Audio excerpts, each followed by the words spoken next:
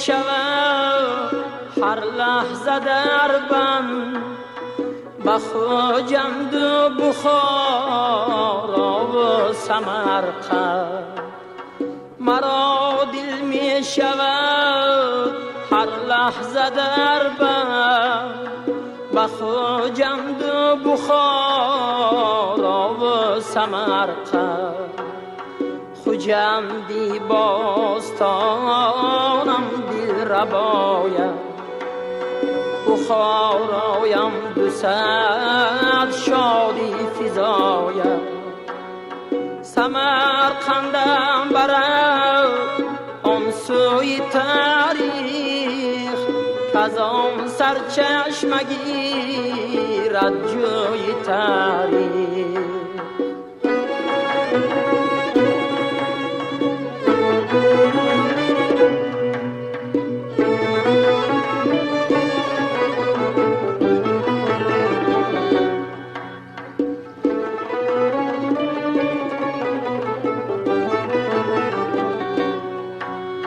خوجندا کو کمالی نازنینند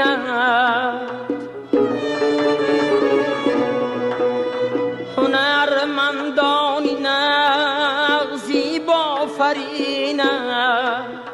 بخارا عالی ساماند کجا شد شکوه فریض داند کجا شد شکوه فریض داند کجا شد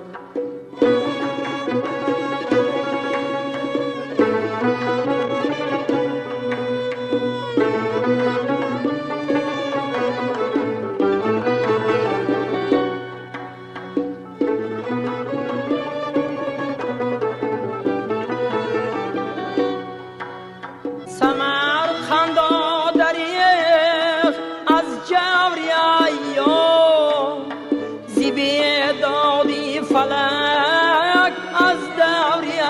ایام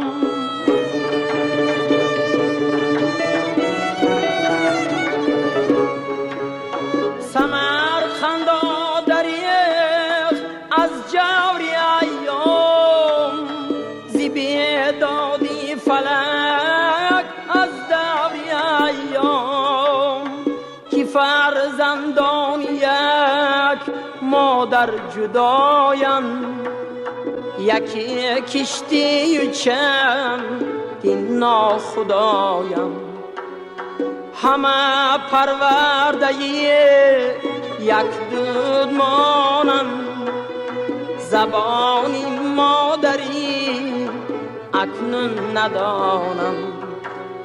زبانی مادری اکنون ندانم